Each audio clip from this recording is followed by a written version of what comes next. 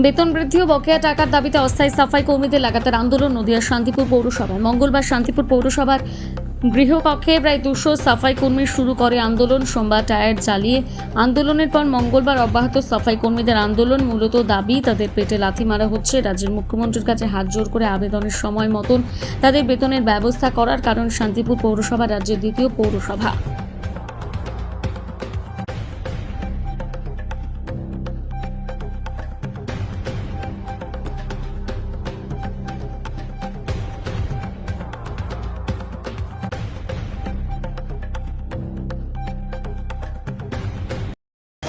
এই যে যত দিন যাচ্ছে তত আপনাদের আন্দোলনের মাত্রা বাড়ছে, তাতে শুরু হচ্ছে কিছু?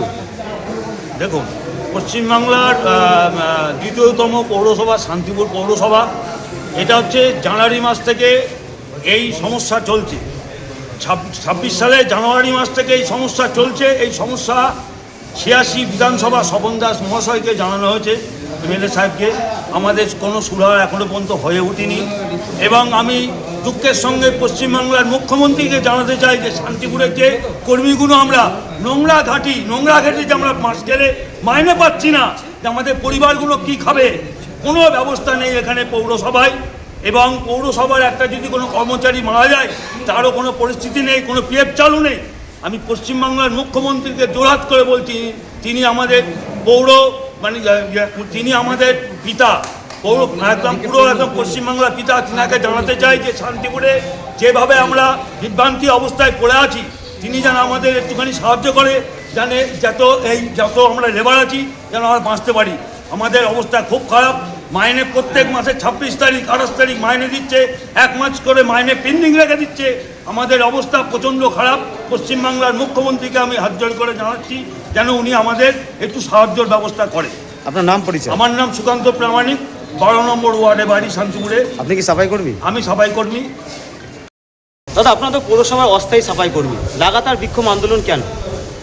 প্রথমেই জোরাত করে ক্ষমা চাইছি শান্তিপুরবাসীর কাছে। আমরা শান্তিপুরবাসীর জন্যে এবং শান্তিপুর পৌরসভা যারা উদ্বোধন কর্তৃপক্ষ আছে তাদের জন্য আমরা যেভাবে আমাদের কাজ করতে বলে আমরা সেভাবে কাজ করছি। গত দুদিন ধরে আমাদের কাজ ব্যাহত আছে, আমাদের পেটে হাতের টান পড়েছে। আমরা 1 থেকে 6 তারিখের মধ্যে মাইনের দাবি করেছি, আমরা বেতনের দাবি, সেই বেতন আমরা পাচ্ছি না। আর আমাদের বেতনে 7-8 টাকা মাইনে কার সংসার চলে বলুন? 283 টাকা রোজ। অতএব এই 285 টাকা 83 টাকা রোজে কারো সংসার চলছে না। বর্তমান আমাদের বেতন বাড়াতে হবে, যেভাবে দ্রব্যমূল্য বৃদ্ধি পাচ্ছে।